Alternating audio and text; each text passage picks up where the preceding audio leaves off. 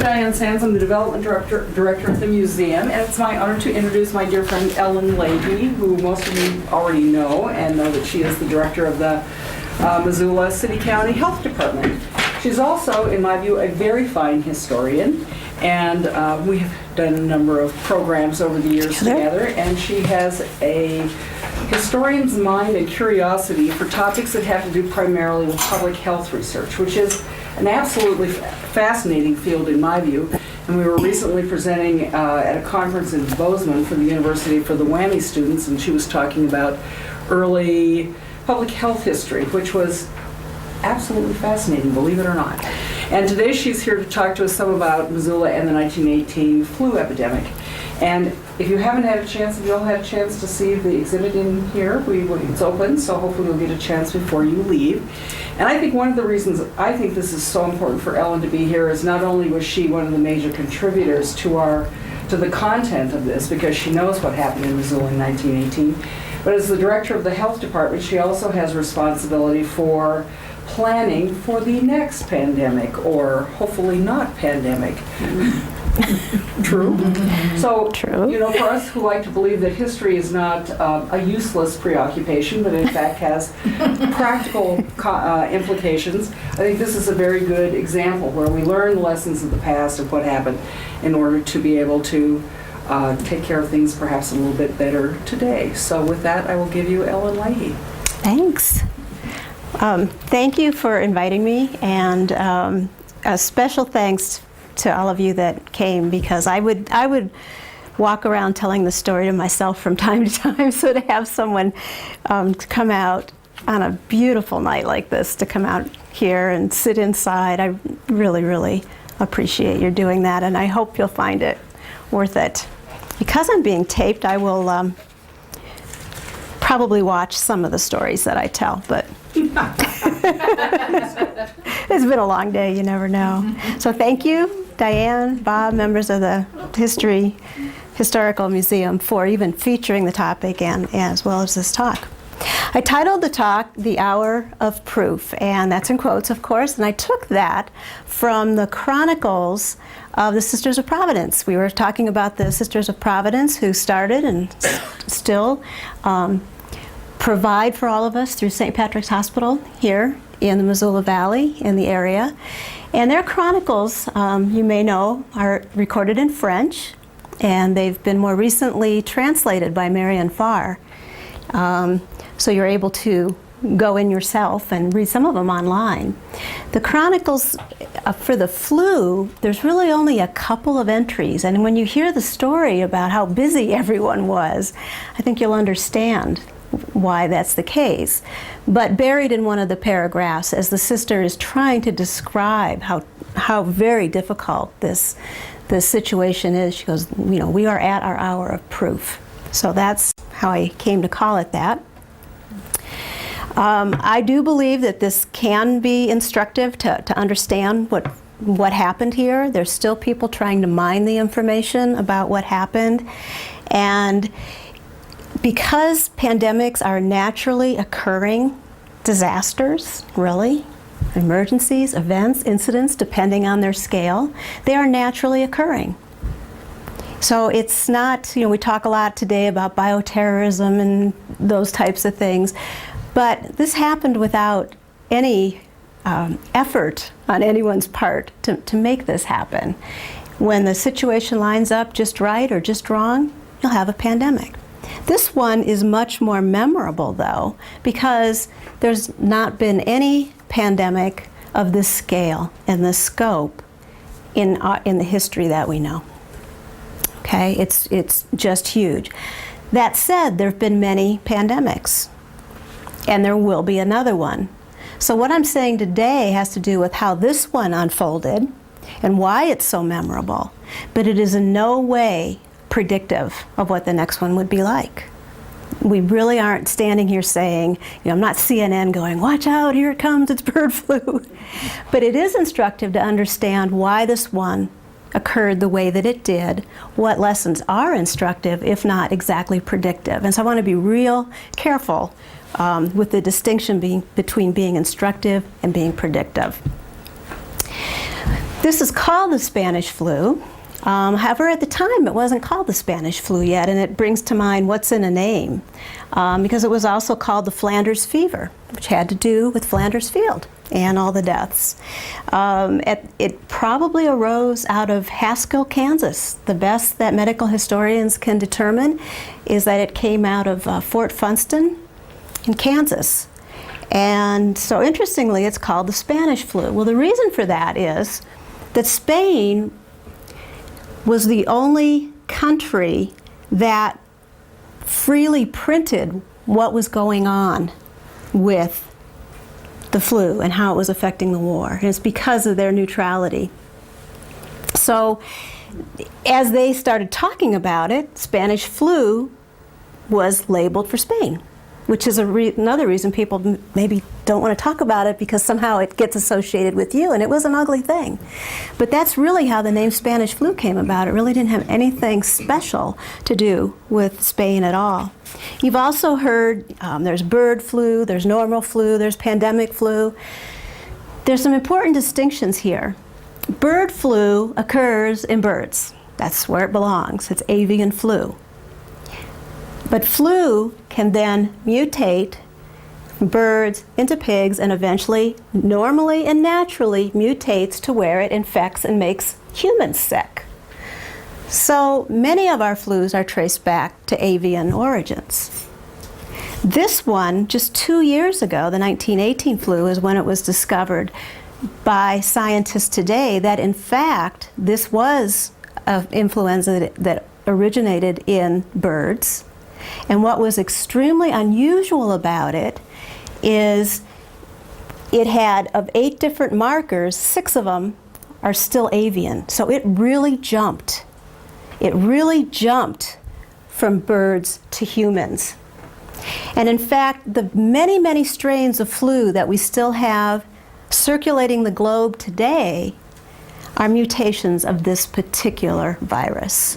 So the researcher who helped recombine the virus and was able to identify what I just said to you calls the 1918 virus, which is called an H1N1, calls it the mother of all pandemics, because you can trace all of today's back to it. Now, the bird flu that you've been hearing about lately is an H5N1, and those are just markers on the surface. Won't go into all the science about that. And that has been found in humans. The difference between the 1918 flu as it occurred and what we know about the H5N1, or today's bird flu that has gone to humans, is how readily it has or hasn't gone to humans. So in 1918, it jumped to humans and it was able to spread in an airborne way, as flu normally does, very quickly and very readily, as you know about flu, to humans. The one that we're watching so very, very carefully right now has gone to humans, but so far as we know, it hasn't jumped in an airborne way, or it hasn't been sustainable so that it can pass from human to human to human to human to human in the exponential way. Okay? So the word pandemic really means that you have a novel virus. It's not just that it's new, but it is that it's new. And because it's so new, and because the human system is so foreign to the human system, and you have no protections against it, your immune system doesn't yet recognize it, the population is much more susceptible to being infected. And secondly, it is more virulent. Those that become infected are much more likely to become very ill, and many more will die. And that's what pandemic really means. It doesn't mean necessarily that it sweeps the globe, because the flu sweeps the globe every year, like clockwork. Every year, flu goes around the globe. Okay? But the pandemic has to do with how novel it is. So we are in what's called an interpandemic watch. There's several stages to that by the World Health Organization, and we're in what's called a watchful stage. And a couple of the ladies in the audience are nurses, public health nurses. And in fact, Julie Surstedt carries a large part of the responsibility for trying to plan what are we going to do next time. The other distinction that I want to make is that that flu is not a stomach disease. You know how you call in sick and you've had the flu, or you're sick to your stomach, or vomiting, diarrhea, or going to feel nauseous? That's not flu. That's what people call flu. Flu is a respiratory disease. And it's not just a bad cold. Influenza is a respiratory disease that is dreadful. And in this country, annual influenza, the complications from it, kills 36,000 people every year, from garden variety flu. Okay, so let's get that distinction straight. Can you push that button? Because I didn't bring the little thing that makes it push. Now it'll get more interesting. Now we've got pictures, so. Which button would you like pushed? Whichever one seems to be forward. Ah, perfect. Thank you. Okay, one more piece of science. There have been other pandemics, and some of you here lived through them, whether you knew it or not. So there was a 1957 pandemic, 1936, 1918, 1892. I guess I did those in the wrong order. Okay? Does anybody remember? There was also one in 1968 that I don't have up here. Do you remember 1968? Ah, nurse, you remember 1968. That was a pandemic. So if you worked in a hospital or someone in your family sick, you might remember it. So again, they're naturally occurring events. If you look at these lines, this is the age line down here, and then this is the deaths per 100,000 population. Okay? So in the let's look at the 1892 pandemic. What you see in most of these is you see the youngsters, the really young, are those that are more likely to die from flu. And what happens is, because it's a respiratory disease, the most likely complication is pneumonia. And so then people die of pneumonia. So the youngsters, as you know, are more vulnerable. And generally, the elderly or seniors are more vulnerable to those complications and death. 1892 was particularly bad for the elderly, but all of them, you see a big uptick here in youngsters and here. Now let's take a look at 1918. Look at that extreme difference in that curve. You do see vulnerability at the young age, and you also see it seniors on up, but look at this. None of the other pandemics did that, and we still don't know why this one did that. These are called a U-shaped epicurve. This is what you'll see with influenza. This is called a W. So we have just this outstanding W here, to where it killed, half the people that died were between the ages of 20 and 40. Half the people that died of influenza were between the ages of 20 and 40. And if you add up all the war deaths, the flu deaths were more. So it's huge in its scope. Where would that data originate from? Excuse me? Where would the data originate from?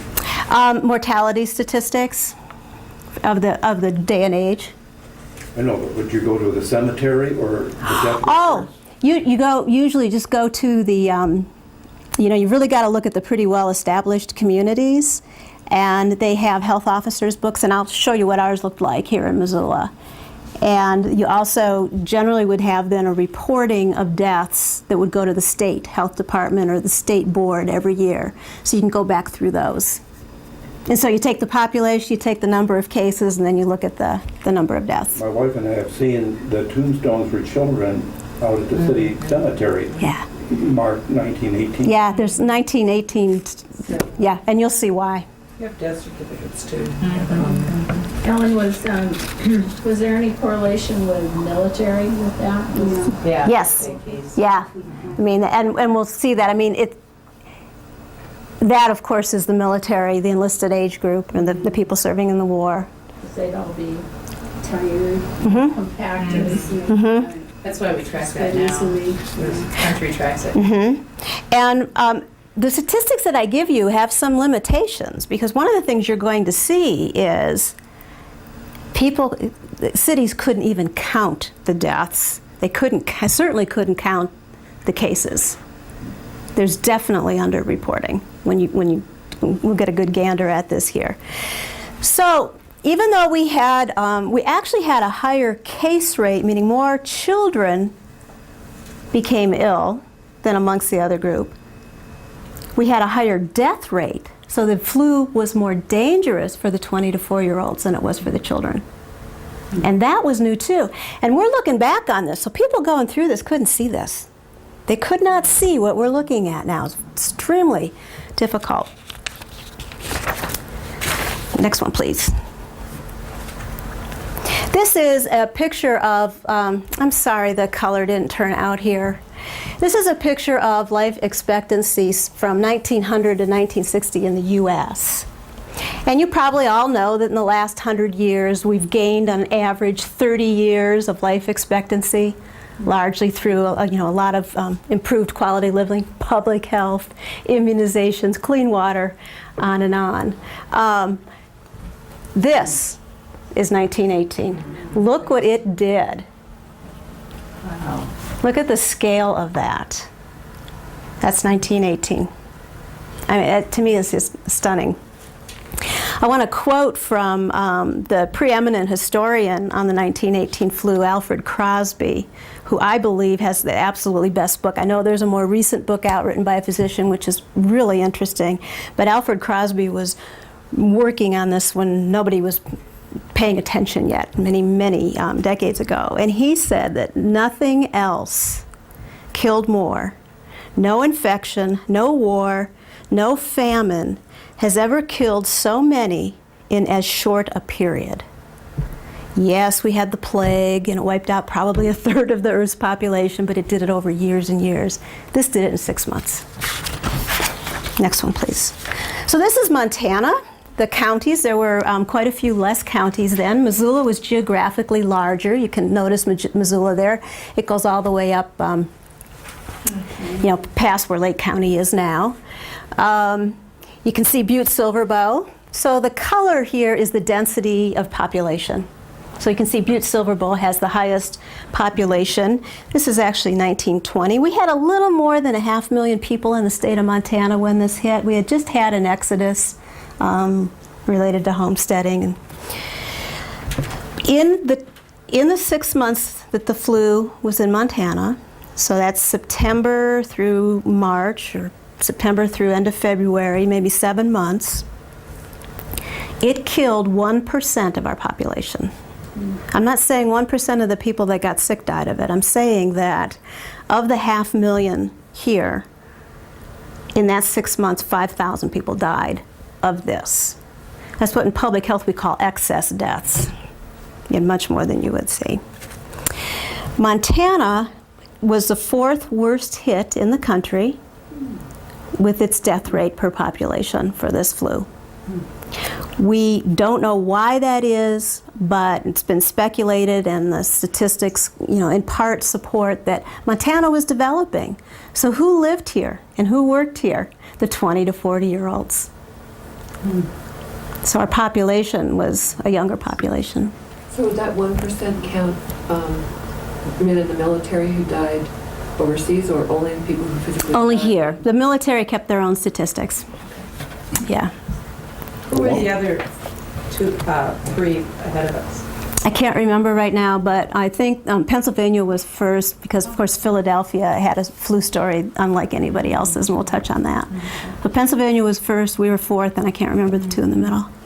What makes interesting reading is the 1918 academic year of the Caimans. Not the Missoulians, but the Caimans, because that was focusing on student activities on the campus, and the news was about the campus. So it was not only young men getting drafted, but it was students, women and men, sick and dying, even the faculty. And that's reported in the Cayman much more so than in the Missoula. Well, It had a broader scope. I should look at that. That's a great note for me, because I've told my story through the health officer's records and primarily the Daily Missoulian. I should look at that. The real tearjerker is the World War II Caymans, where reports of people leaving classes, taking their training, being sent overseas, being reported missing, reported dead, in a chronosequential series of Cayman That was tough on the kids that were left behind, mostly women. Yeah, it's just digging into the archives. I can't imagine actually living through it, because just digging into the archives is kind of eerie.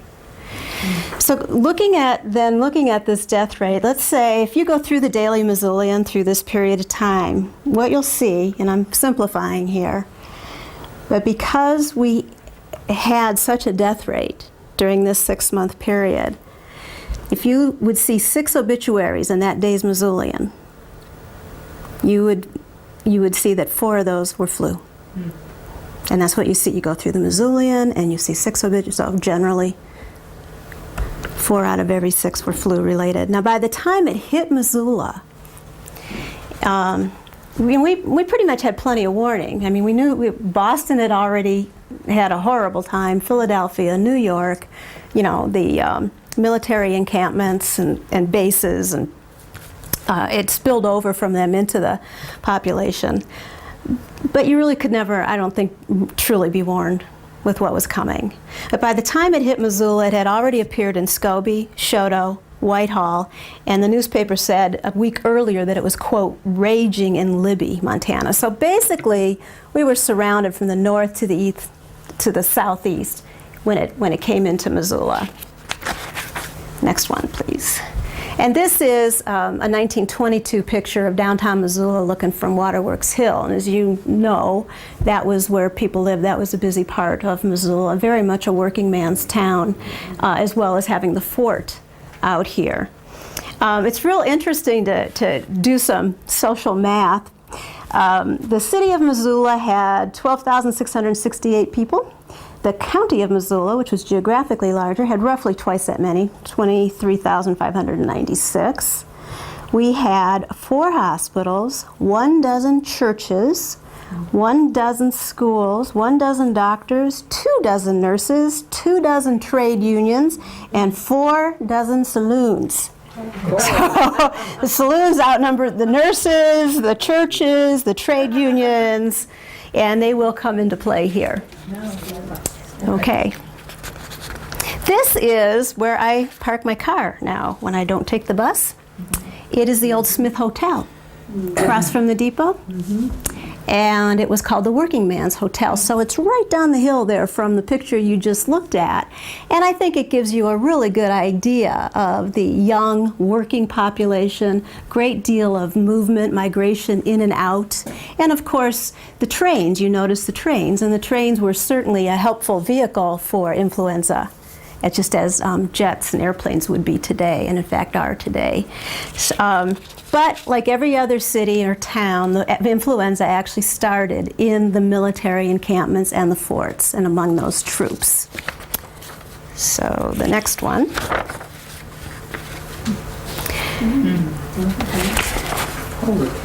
This is actually 1917. For historical accuracy, I have to tell you this wasn't 1918, and that was 1922. But this is the depot downtown. And this is showing some troop movement in 1917. So again, the possibilities for an airborne disease to spread are, very, very present. Okay, the next one.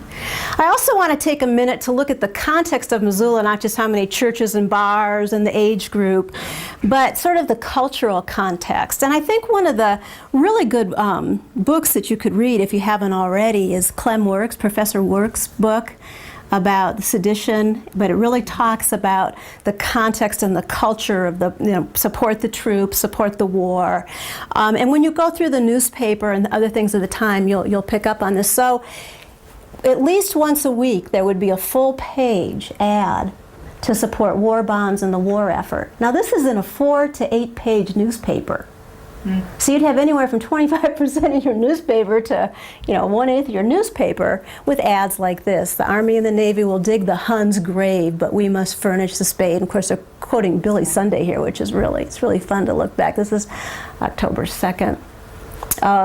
So the culture was very, very much in support of the troops in the war. The Missoulian editor called the flu, quote, the Hun's ally. It was viewed not so much as the enemy of the people, but it was enemy of the people trying to fight the war and to win the war. He also said, quote, "We do not see the difference between the Germans and the pestilence." See how that was put into that context? And then people that didn't follow the health department's orders during the flu, I love this one, were called health slackers. So they talked about people that wouldn't join the, sign up were slackers. They were health slackers. I think we're going to adopt that one. Also, every setback that we had from the flu, the newspaper would come back and end the story or the editorial by saying, "The worst is over. We will see the end of this business in a week. The outlook is rosy." So very much keep your chin up, go forward. Now, of course, they couldn't know the worst wasn't over, but this is the context this is going on. And I think it's fascinating that in that context, at a time when the community is very pro-development, a lot of newspapers did not print stories about outbreaks because it was bad. It was bad for business. But I think it's to the credit of the staff of the Missoulian and particularly the community at the time that the next slide occurred at all. And this is the morning that it hit, or the morning after that it hit. So the minute that it arose in Missoula, and I've checked this with the health officers' records, there was not a 2-week delay while they discussed what they should do here. The Spanish epidemic hits the local post here. Okay, so this showed up Monday morning, October 27th. The men had been on leave on Sunday, and they'd been in town, enjoying a day of leave, socializing, going around. And this article actually it says 25 enlisted men in training at Fort Missoula were placed in the hospital at the post last night and quarantined in the belief that the men may have Spanish influenza. 25 off the bat, just like that. It's an exponential spread. So they did quarantine them. This story does go on and call it minor. They do refer to this, although it's Spanish flu, it's minor. The health officer Ritchie, did what he knew to do at the time, and he enforced the ban on spitting. Okay? What's that word down at the bottom, GRIP? The grip. Oh, yeah, le grippe is how influenza is referred to in the French. But it's used in a sense that it's downplaying it. It does downplay it. I mean, on one hand, it reports it, and there are cities that did not. But it's minor. Again, it'll be over in a week. The worst is past, and yeah. So I think the culture has so much to do with how we responded to this. So the next one. Excuse me. You say there's a correlation, obviously, between military mobilization during a World War and the spread of the flu, but you also said flu's always circled around. So did that military mobilization just speed things up? I can't say with any certainty that it did, but when you look at the movements and when you look at where the flu in all major cities, and it hit all major cities, and we were a major Montana city at the time, it started in the military, or you could find a connection between someone, visiting or having a military person come home. So it started there. And they really, the people, the more contemporary medical historians, many of them, including our own Dr. Reese here in town, really believes from what he's read, looking back, that it actually started in Kansas at a military post, Fort Funston. So it does go around every year, but not this flu. Not this very new, virulent virus. We had no exposure to this before, so we had no immune preparation for this. From the time that this first arrived in Missoula, that was October, then when was it finished here? End of March. And I'll show you that picture. That long a period then? Yeah, it was 6 months. A little over 6 months. So the newspaper editor here, and I do say himself because I'm pretty sure it was a man, but I've not been able to find out exactly who that editor was. It was after Dean Stone's time. It was right after Dean Stone, although it might have, I should check into that when I'm going to speak on that. But he actually ends up defending himself. along the way. And this is just one example. This is later on where, you know, this editorialist, some have suggested that I shouldn't be spreading this doom and gloom and, you know, let's get on with the war effort and da-da-da-da-da. And he says, and I just love this, we do not see how the suppression of news will drive the influenza germs from Missoula. I just love that logic. So I think we have a pretty good record there, although a little bit rosy. Okay, next one. So here are the nursing students of the ones that graduated in 1919, and I don't know how long they were in nursing school then, if it was a year or 2 or 3, I'm sorry, I don't know that. So these would be the nursing students who, as you'll see later in the story, were immediately put to work here at the fort with many of their instructors, the Sisters of Providence. And I've been able to find no record of any of the Sisters of Providence or the nursing students actually dying of influenza. I can't say none did, but I've not found a record, which is really interesting because an awful lot of people who pitched in, nurses, doctors, other volunteers, died as a result. So here they are, and they came out to the fort immediately. So, next one. And there's the Fort Missoula Hospital. Now the Mental Health Center. And now the Mental Health Center. So, I want to mention one thing about the fort before I go on. By the end of the pandemic, 150 of the 400 men stationed here would have gotten the flu. By the end of the pandemic, 150 of the 400. How many died? I don't have that. And I'll tell you, I can give you lots of names of people that did die, and the first one who died here is Sidney Dunbar, and I've got that for you, but I don't know exactly how many died. Okay, within the first week of it arriving at the fort, Dr. Ritchie put out a call. So we've already got St. Pat's and the nurses here, put out a call throughout the community for tents and blankets, and they called the State Board of Health. They said, we need help within 1 week. Now, influenza has a 48-hour incubation period. So I have it, I'm standing here, 48 hours later, you have it. Okay? You have it, you're going to, so within a week, they were swamped. So now we're just October 10th, and now Dr. Ritchie, the health officer, does the next thing he knows to do, and he puts what calls the lid on over the community. And the lid is sort of a form of mass quarantine. You don't all stay in your houses, but the lid was a real common thing, and you'll see it throughout the U.S. called the lid, clamping down. And what they do is they would cancel, by order, non-necessary events.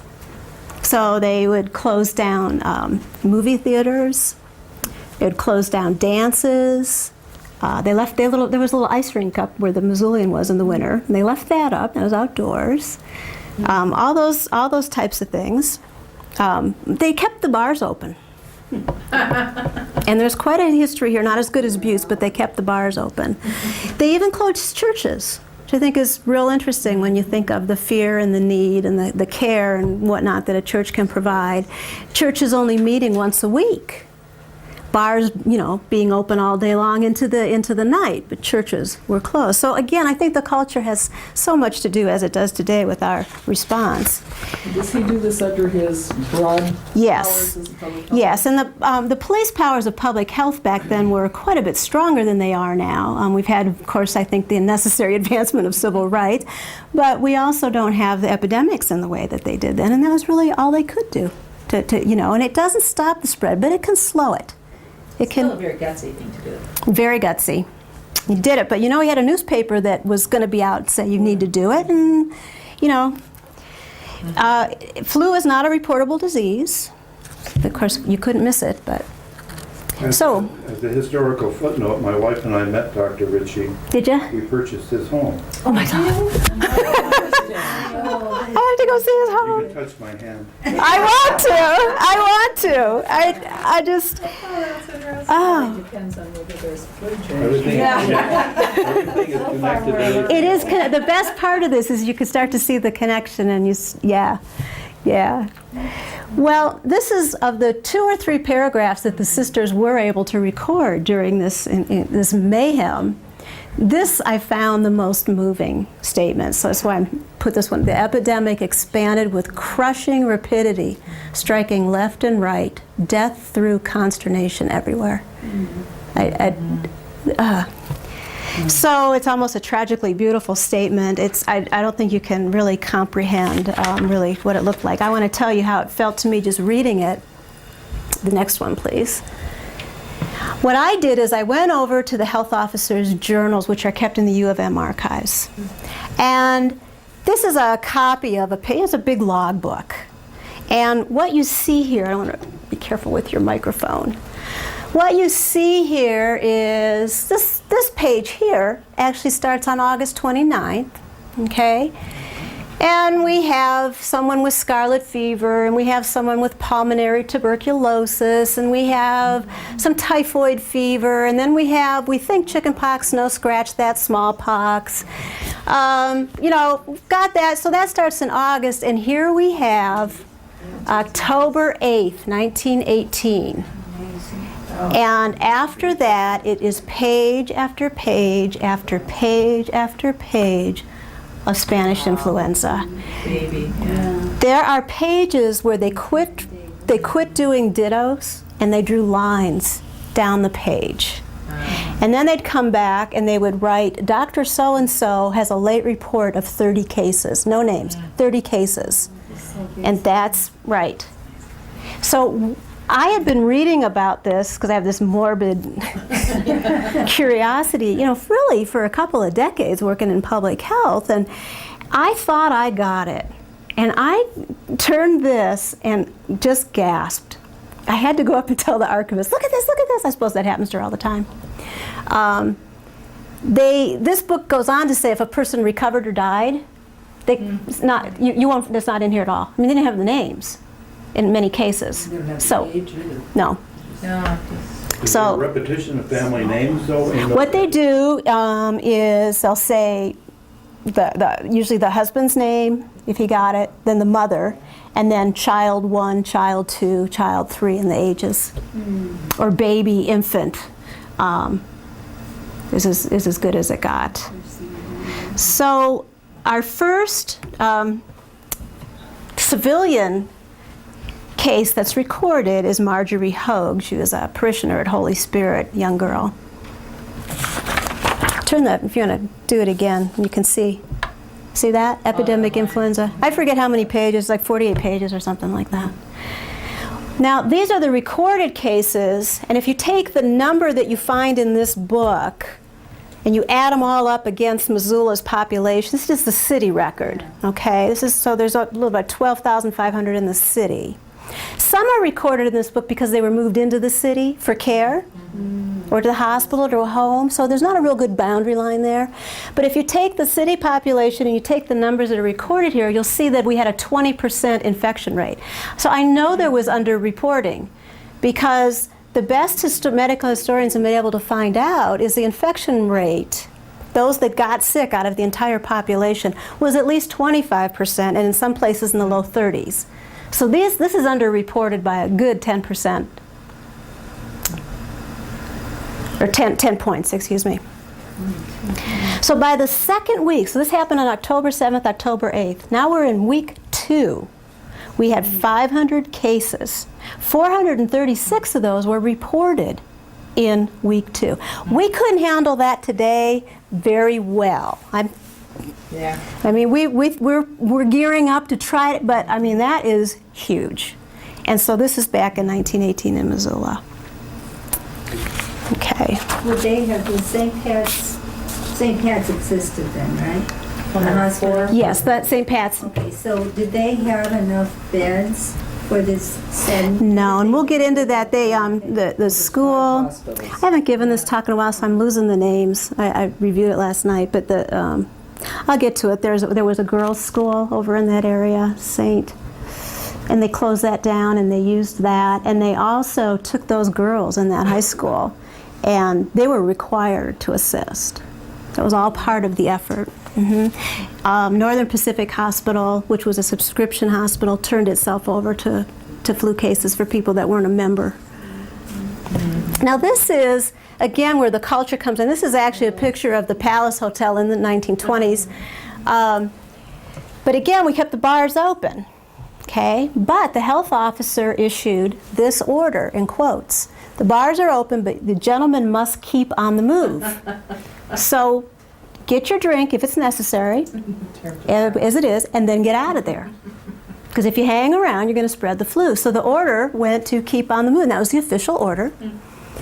Well, as you might imagine, that didn't work. So eventually, the health officer told the police chief that he needed all the bar stools out of the bars because the men were hanging around. And they literally went out, and the paper reports that 300 some bar stools were arrested, seized by the police, and put under lock and key. So again, our culture dictates how we're going to do that. The newspaper said John Barleycorn is not quarantined. So they were kind of cute about this. Despite that, there was a jubilee held on October 11th. So we have a lid on things, and our public officials say we have a lid on things, but there was a jubilee. I can't remember exactly what part of the war, what battle we were celebrating on October 11th. I speak as if I was there, but it's Missoulians. And that particular jubilee was led by the fire chief. So again, the war was more important. So you keep the lid on, but if we've got something to celebrate about the war, we go out and we get together and we celebrate. Did they understand that it was transmissible by the air? Yeah, they were not able to visualize viruses yet. They were able to, of course, bacteria, but they do, and we'll get into that too. There's a lot of discussion and use of masks. So they didn't know exactly what a virus was, but they knew how it spread. So let's take those figures and put them into the next one, what we call an epidemiological profile. This is just terrifying. These are the weeks of the flu as recorded in the health officer. These are cases, not deaths, okay? So here's week 1. Start October 6th, our first cases appear, 25 men at the fort. Week 2, 3, 4, 5, 6. Week 6, here's week 2. I just told you over 400 cases. You see that spike? 450 in week 2. And then when we get through that spike as a community, the ones that live to get through that spike, got 6 more months to do. So when we talk about this in planning, we call it a hill climb followed by a marathon. That's what planning for a pandemic is. Although this is a huge scale, you could scale up or down, okay? So that is what it looked like. And what's really interesting, we have to remember that the people living through this didn't have this. They didn't say, oh, whew, we're on the downside. You really can't know when they're coming in that fast and furious. What's really interesting now when we look back, though, is by the time the bars were closed, and they were closed, it was October, I'm going by memory here, 23rd, we were here. So all the more reason for planning. You don't have time to be dithering around with, gee, what do you think? Should we close the bar? I mean, it's going to be hard enough, but you need to have your systems in place to... What causes that decline in week 7 and then the big spike again? What you'll see with... This is a... Although the scale is humongous, this is the kind of spiking that you'll see with a short incubation period airborne spread, something that's readily spread and has a short incubation period. You'll see a big spike and maybe a couple others. The second spike is believed to be of the amplitude. You'll have spikes, but the amplitude of the second spike is, by many medical historians, believed to have to do with November 11th. Thank you. Armistice Day, because they went out and celebrated. But you would have had a spike, okay? So if you look at the annual flu figures, if you go in any year and you look when it's flu season, and we do this, we're like, oh, did we spike yet? Yeah. Did we spike? We want to know we spiked. You'll see that. That has to do with the short incubation period, very, very catchy. And then you'll see another one. And it's not till you see that next one that you know that that last one was your worst. Okay, you have to see that next one. Then you see another one. It's just the way that it spreads. Well, and it's interesting that this was October to March, because that's what we we look at now for the flu season the same way. I often say most commonly peaks in February, but sometimes it's peaked earlier and sometimes it's peaked later. So it's we still base it on. Yeah. Right. Now, you'll see this in any city that you take their figures and you draw this epi profile on. Every city. There's only one city that and I haven't looked at all cities in the country. I mean, no one has, but you know, I've looked at Boston's and they're reported in the literature in New York and on and on and on. There's one exception, and it's so interesting, and it's Philadelphia. I'm going to speculate here. Go back a second. Can you do it? In Philadelphia, they did not report publicly. That's okay. You just, they didn't report publicly in the newspaper, and the health officials wouldn't come out and say it's here. They just wouldn't do it. And there was a big holdup and a bunch of infighting and da-da-da, and it went on, you know, for as long as it could before it couldn't be ignored anymore. It's believed in those that are helping us prepare today that are studying this history, that even though you can't quarantine and stop its spread completely, that if you can shut things down, you can make those spikes of a little lesser amplitude and maybe make it a little easier to deal with and not sort of burn it all up along the way or burn it up real fast. Going back to forest fires, you know, that big flame, if you can kind of manage it so you don't have all that fuel. And when you've got a completely susceptible population because you've got a novel virus, A lot of fuel. and it just, so Philadelphia just has one huge mountain of deaths. And they don't have a second spike, anything like that. They just, you know, scorched earth policy basically is what happened. And Philadelphia, I mean, is where they couldn't bury people. They didn't have coffins. They couldn't, I mean, it just, you know, they had to, they just couldn't acknowledge it was there. Was there any change in the age range in Philadelphia? No, across the country, when you do it's the 20 to 40-year-olds that had the mortality. Yeah. Okay, so now we're into how to get rid of that. Yeah. Okay.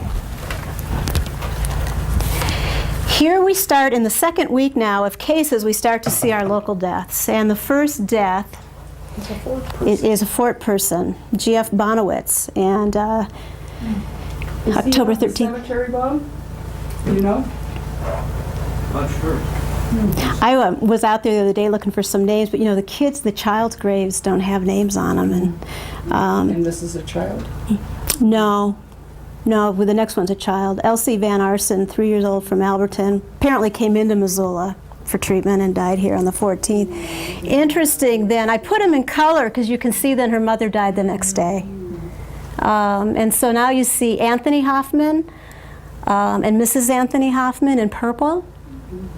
They died a day apart. They were a young couple with a newborn. And the in-laws, the mothers-in-law, the grandmothers of that newborn went on for months in court fighting over the custody of that child. Sidney Dunbar actually died. He was at the U. And I found the letters from the health officer to the state health officer about his condition when they actually hoped he was going to recover. And he died the next day. What is SATC? I'm going to get into that. So when you look in the Missoulian, you want to read the brief bits. They called it brief bits, and it said who visited who. And what you start seeing is so-and-so went off to such and such to take care of family because of influenza. And that's what the brief bits start to be about instead of who came into town for a family visit. Did you say that Marjorie Hull was the first She was the first, victim or was it?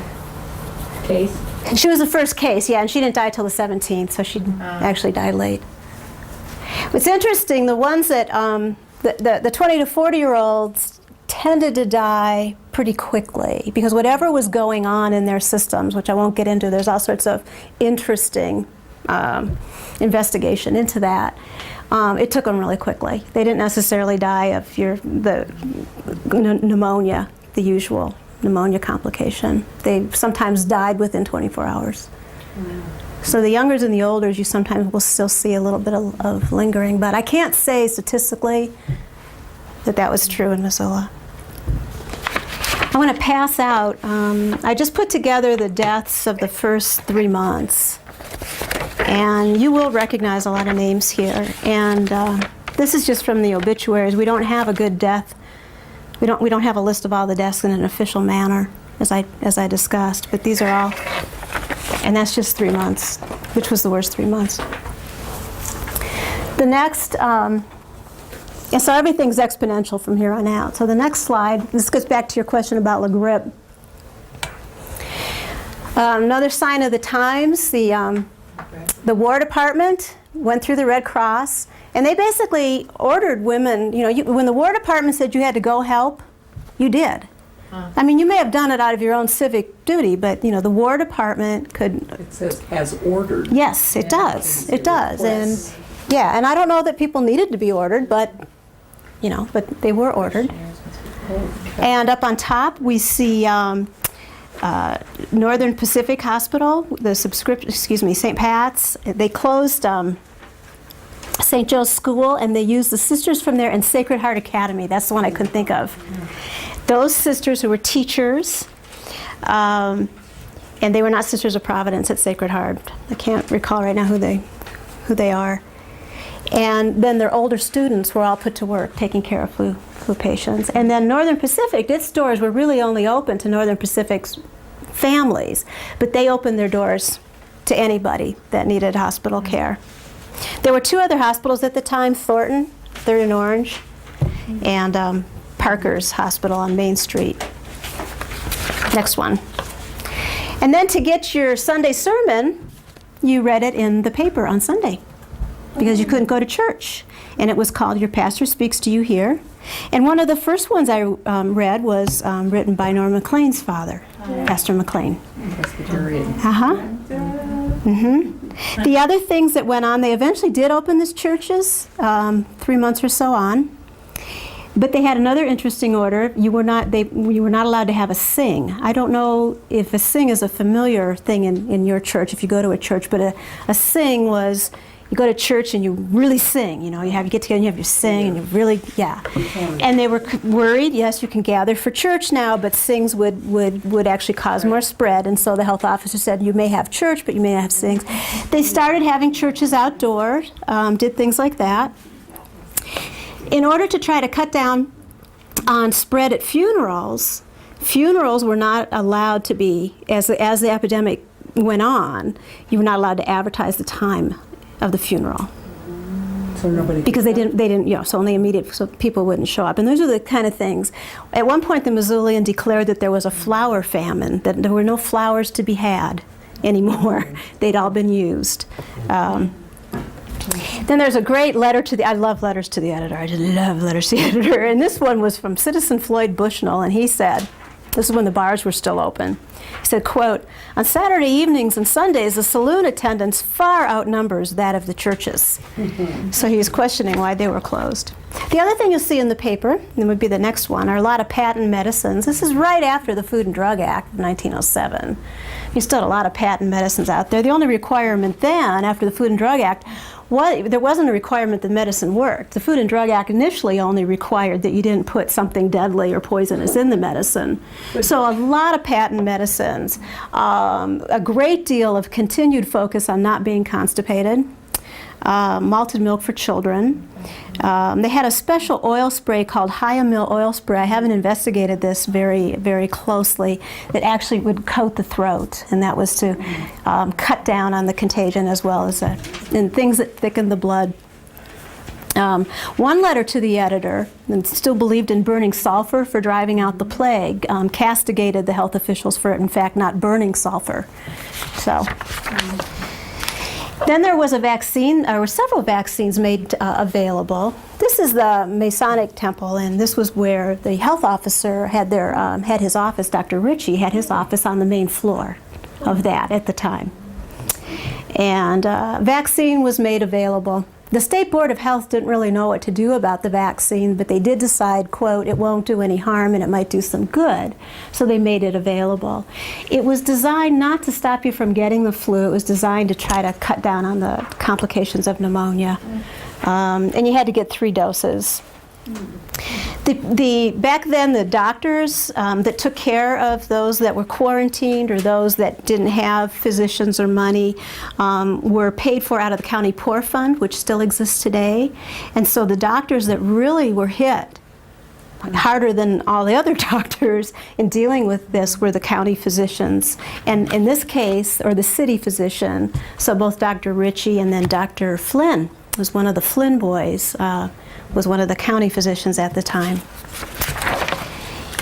Here we have, this is a gentleman, let's see, Mr. A.B. Kimball. He's a renter at 220 South 50th Street, and he was a ticket master for the NP.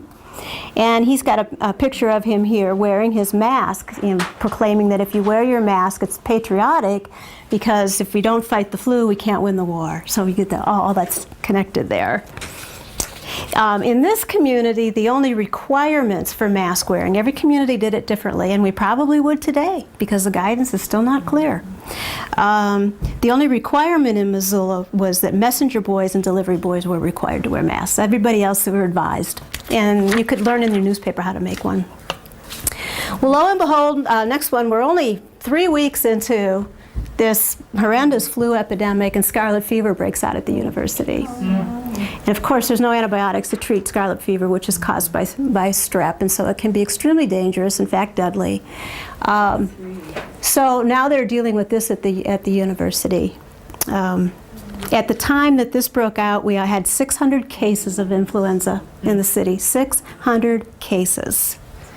Now, the university did not close initially, as the lower grade school, the regular public schools did.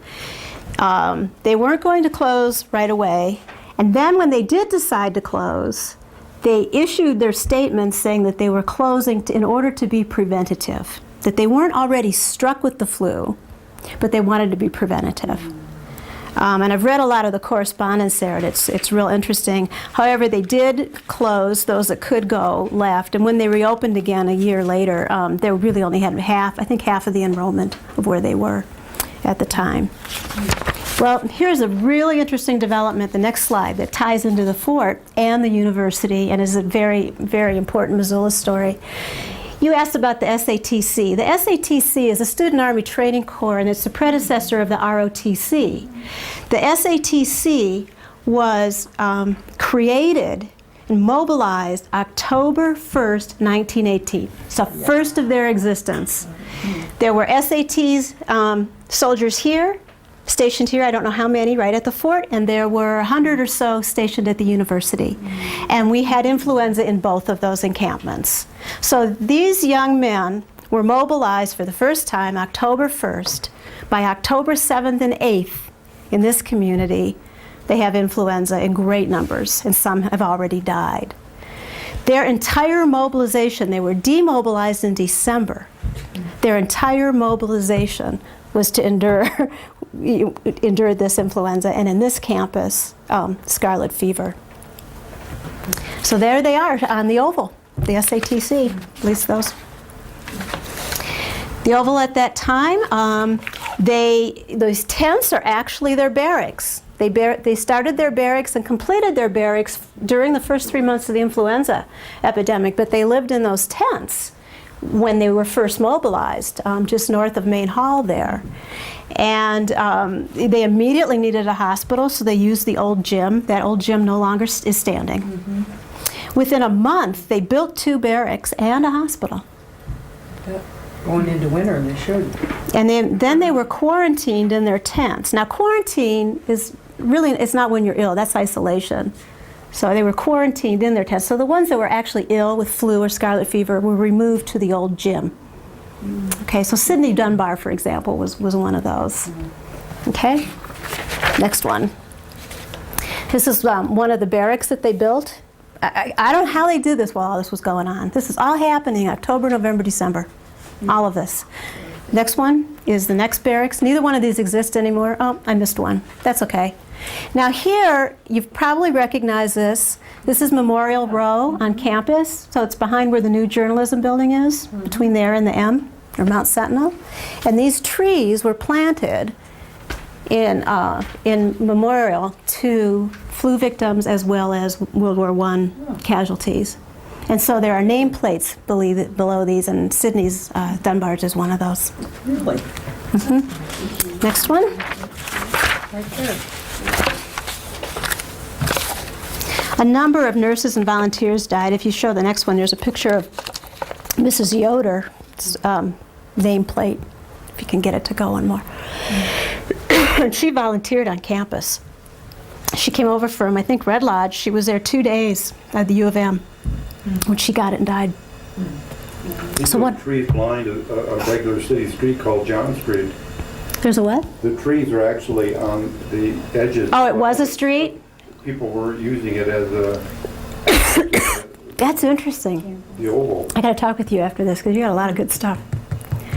Yeah, the way they're lined up, I wondered why they were lined up quite like that. So there was a, Yeah, it was a regular street going right down there. The campus started very small and it got bigger, absorbing city streets along the way. Well, I watched these trees during all the construction, and I watched a couple nameplates go. I hope they come back. So, but the trees are good. All right, and this is the depths of our story, and then we'll recover.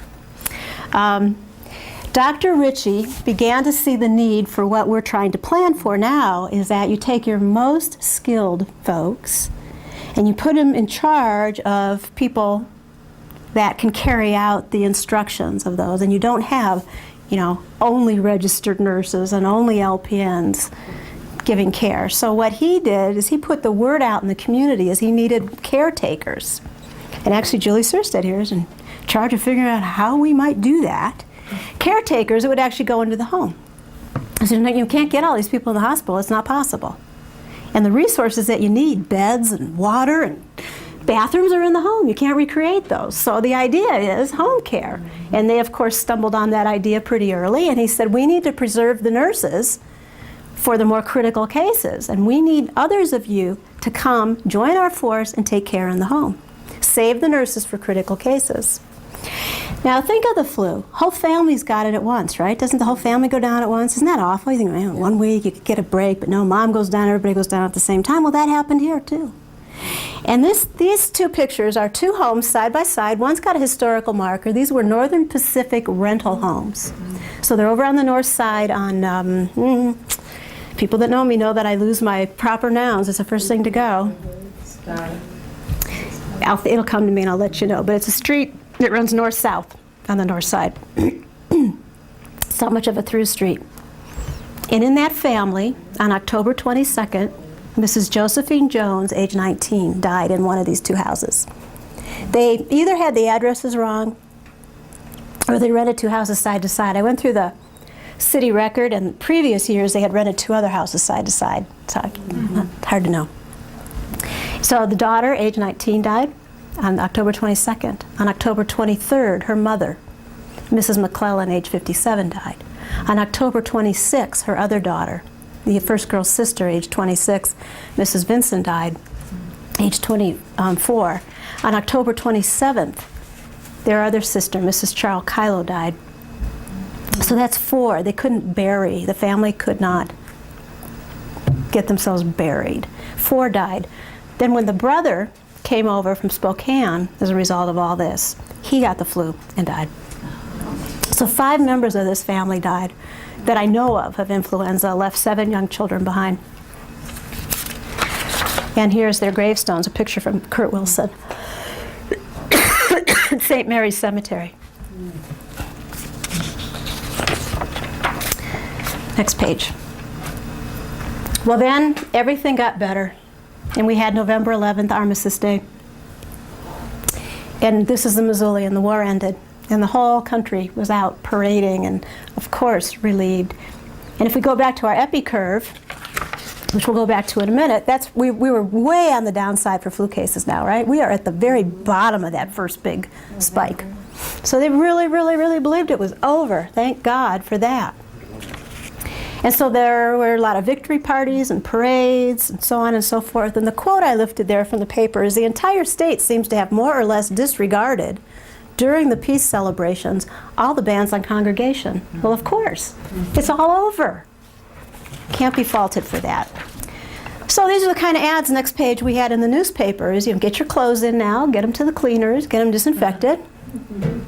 Okay, next one. But here's where we were on the epi profile. We're right here. It sure fell over. Oh, man. We made it. And then there, Then there would have, like I said, there would have been another spike. That's how these things proliferate. The war had only continued. Well, at this point, where we're at that nadir there, we had 92 deaths, 1,354 cases. Then things started to go up. Well, now what? Things aren't working. What do we do now? And you'll see the confusion that every citizen, every community had about now what do we do? Do we go back into quarantine? We're ready to open the school. You know, what do we do? We've had 3 months of this. And here is where communities really showed their nature. I love this. So there was a story in the paper about a county in Idaho. When the uptick started again, they decided they were going to do reverse quarantine. They just got militant and they said, and they put the men around the different roads and they said, you're not coming into our county, by God. We are done with the flu and you're not coming in. None of this quarantine keeps you and you're not coming in here. And a district judge tried to go through that county and was denied access. So, so that was that community's nature, okay? So I was researching this, and of course you stumble on Butte. How could you not? So the next picture, Butte was very Butte-like. Butte almost had martial law. And the martial law, the issue was if the bars could remain open or not. And of course they'd been under martial law with labor unions, so there was no big deal. They're threatening martial law. And there's a quote, and I'm so sorry I did not write down exactly if this came out of the Butte Miner, but the editor says, it is not known if Butte is sick or well, open or closed, wet or dry. So I'm researching this and my teenage daughter's across the table from me and I get to this part of Missoula. Now what do we do when they start going up? And I said, Emily, what do you think? We did it. And she goes, well, we would have wanted to talk about it. And I said, God, I can't believe you are so right. So turn the next page. Missoula had meetings. We had a medical board, and it had subcommittees, and they met throughout the weekend, December 7th, 8th, and 9th, while all this was going on, to decide what to do. But they came out with recommendations. So the next one is the recommendations. They decided to do what they always used to do when you had illness in a house, is you put a placard on the house that you couldn't quarantine the city. People had to get back to work. They had to get back to school. You could go to church if you sat in every other pew. No dancing. They recommended hiring a school nurse. The school did not hire a nurse, and the editor and the superintendent Fee had in this big shouting match in the newspaper. It's just lovely. The children had to have their temperatures tested twice a day and their throats sprayed with hyamil oil. And to improve the morale of the city, the newspaper would publish the names of those who've recovered, not just those who died. I like that. And now, could we please see about getting the use of the Fort Hospital, this hospital, because they didn't have it available to them. By the time they got permission, the entire epidemic was over.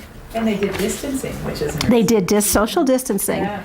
Nod, don't shake hands, I don't know. So this is what the editor had to say at the end of the second spike, New Year's Day. Next.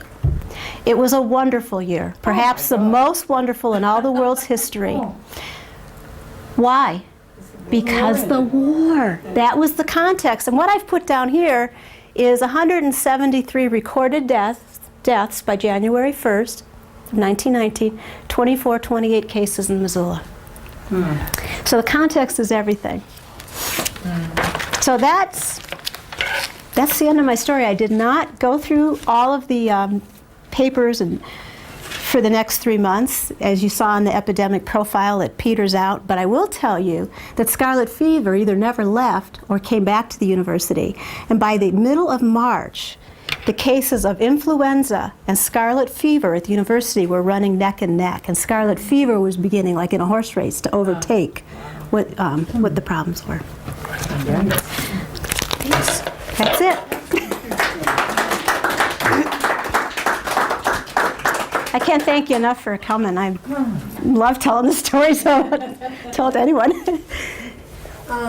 I was, the summer of about 1952 or 53, I was in Winnipeg, Manitoba, and they were having a polio epidemic, and they shut the churches, the theaters, swimming pools. Swimming pools were the big fear. Mm-hmm. Water was.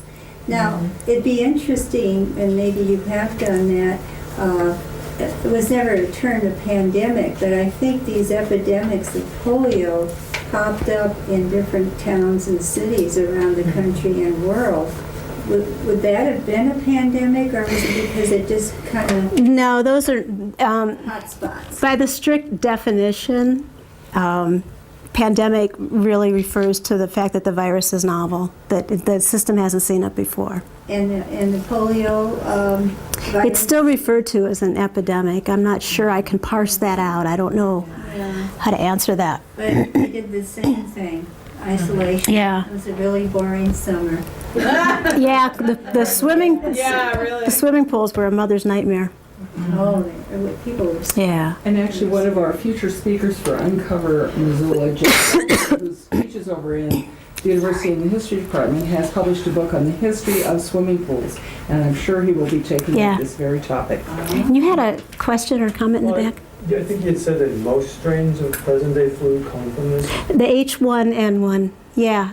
So how prevalent or serious was the flu in human beings prior to 1918? Well, again, we have recorded pandemics, like the 1892 one I featured in there.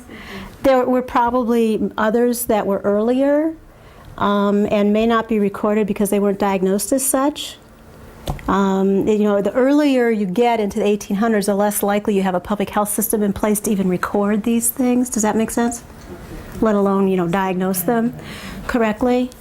So I kind of... Are there other strains of flu that exist today that aren't related to this? Not circulating readily in an airborne way among humans. That's the fear of watching the H5N1, is could it mutate in a way that it doesn't just infect humans who come maybe in direct contact with blood or something, but in an airborne, very readily spread manner. So say in 1917, there was really no airborne flu going on. They haven't really, what I've read, examined any, what would be known as the 1917 variety. There is there's been so much work put into identifying the 1918 and recombining that virus, and they only succeeded in doing that 2 years ago, November. Now, and they did that in part through tissue samples and some frozen samples from permafrost. But the scientist, the main scientist doing that, Tannenberger, actually works for the U.S. Army. And he works, there's a whole bank of tissue samples that go years and years and years and years back. And so he figured, well, I got to do something. Why don't I do something that might be useful? And he spent, a decade or more trying to. Then he hooked up with another physician with CDC, and the two of them were able to recombine it, identify the markers, and say that indeed it was avian, and it has more avian markers than human markers. What kinds of tissue samples? Would they regularly take tissue samples of it? Yeah, they do. The pathology, there's in the Army has entire banks of pathology slides. In wax, one thing I saw is they took the little slabs from Like from wax. microtape. They go way, way back before, they go back before we knew that there were viruses. Do they do this now? Well, and they dug up. Wow. And they dug up, right. And they did do that's permafrost, I wondered. So a really good book on that was written just before this discovery was actually made, and it's about the seeking of this. And it's written by Gina Kolata. She's an excellent science writer, Kolata. It reads like a mystery. Well, now we know the answer. And she talks about... So that's why they're studying that virus. And it's real interesting when you look at the politics. Like I read about H5N1. I get online and I read about this. There's a lot of politics between nations on who's going to share their virus information on the H5N1 and who's not going to share it, and the ethical ramifications of it should be shared, but then you won't get the money to continue the research because you won't own it anymore, and on it goes. It's very, very, there's an awful lot of cultural aspects to the entire search. What is our city or county of Missoula, what is the thinking now? You said you're trying to prepare for the next one whenever. What kind of things are you learning from this history? The thing that I've really learned is the hill climb followed by a marathon. That, you know, I don't have much experience with disasters, and my tenure in public health doesn't have that much experience with epidemics either. So I know that many of us don't have that these days. But I have experience in looking at epidemiological profiles, and when I saw that one, it just tells me, get ready to be able to collect information, share information, and jump to it really fast, and then be ready to persevere, because unlike a disaster such as an explosion, which is, you know, horrific, an explosion doesn't necessarily proliferate itself and continue for 6 months. And so we're trying to think, well, how would you then, you know, let's say you get through that first spike, how are you going to sustain? Well, I was thinking in concrete terms. Is there a plan? I mean, we have, 3 hospitals in Missoula, I guess, and how many beds would they take? We're working on that right now. The hospitals are working with us. Are you going to do the isolation? Are you going to do masks? Yes. How are you going to handle the publicity and the directives to the public? That's what we're digging into. Those are excellent questions. We don't have the answers, but we're... Adams Field House and have enough cots to fill it. We have visited the field house. We have toured it. Yeah. You know, one of the lessons though is that most of the people, as bad as this was, most people didn't get ill. Okay? So there's your... That's your resource. That is your resource. For the DNA. People who don't get Yes. sick. And then most of the people aren't necessarily going to need a hospital. But that said, there won't be enough hospital beds to even get something much more minor than this. So we're working, and the hospitals are extremely cooperative with their time and their expertise, and we meet every month, and we have committees. Well, of course, Missoula, we have lots of committees, numerous committees. So this is a very Drills. now topic. But what we're really trying to get out of it isn't necessarily preparing for the pandemic that may never look like this again, is we're trying to get stronger for the everyday and the smaller things that we could work together better on, that do happen. And so we're getting those benefits, whether a pandemic does or doesn't happen on this scale is... Even an epidemic is still... And building those relationships is really important, so that when you sit down at the table, you know who each other are. And that's a big piece of it. Territorial. Right, breaking down those territories. Well, and you know, there's no territorialism in when we sit down at this table. That's great. Well, modern flight now, you can have someone, and there's been cases where they've incubated something and picked up in Africa and landed in New York, or That's it. conceivably Missoula, during Right. an incubation where all of a sudden, in 12 hours, you brought something from Johannesburg, South Africa, to Missoula. Yeah, and then you've got to recognize it. That's the main thing, is recognizing it. Trace it. Right, That right. means people should be searched in a bacteriological sense. I'm not going there. And I'm not burning down Grinnell Park either. We did do that for SARS, when SARS. Yeah, we were ready for screening that. At airports, and I actually, when I was in Alaska, and we had screens How at the did you airport. screen for that? Those planes that came from China, we had the CDC, Arctic CDC out there. But I mean, screening. what do you... Temperature, Yep, temperature. body temperature. Yeah. In a body Symptoms and search? symptoms. Of individuals, we did symptom screens and Oh. temperatures.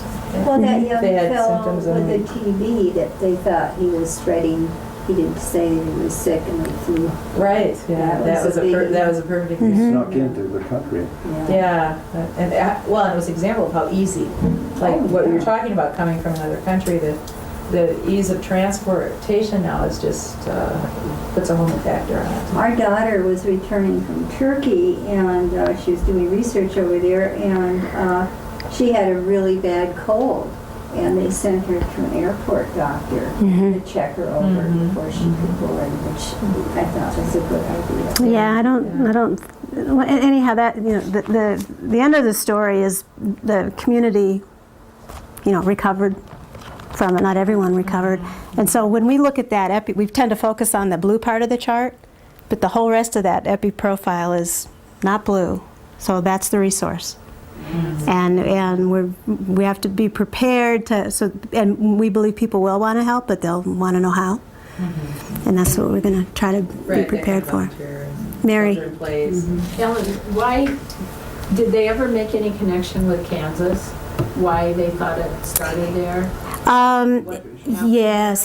They're actually, haven't read this in a while, so. Coming back from.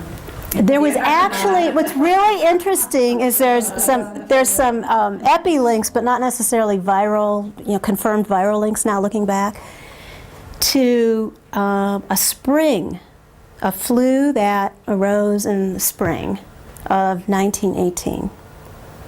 And it kind of subsided, and then it came back and exploded. And it could have been the conditions that caused it to explode. I don't know. The other thing that you brought up is the need to be on top of the data, and the fact that there were a couple of doctors who were working with the military, one the doctor that started Johns Hopkins, who were ready, they actually were ready for this, and they started capturing the data right away. Yeah, numbers. And then keep in mind, the swine flu, we were so ready for swine flu. And it turned out to be, some people think it was a debacle, but the conditions, the novel virus, the outbreak, it all started, they got the vaccine going, and it didn't continue. And it stopped. Okay. And what? So that's the pandemic that didn't happen. You can't know. And how do the experts think? Why is the reason it stopped? For some, if there's a saving grace in something that spreads this easily, it's usually that the only way it can spread that easily is not to kill most of its victims. Okay, so. In that tipping point between, I'm oversimplifying, this is not how a doctor would say it, but in that tipping point, right now, the bird flu that has gotten into humans, the H for the new one, has had a fatality rate that started out at 70%, is now down to about 50%. It's humongous. It's huge. But for that very reason, it can't spread readily from person to person. It's killing its host. And so as it mutates and it gets to where it can move through people and not kill the majority of people, then it has the ability to spread. It could, in that initial outbreak, kill its host, and that's just the way it goes. It could. Yeah. Yeah, it just depends. Yeah. I mean, Virulence, what the virulence is. Interesting. we still don't know why the 20 to 40-year-olds why that W was there. Very good and well-founded science, but it still is unproven. Well, you said it wasn't necessarily pneumonia, but something else that was. Yeah.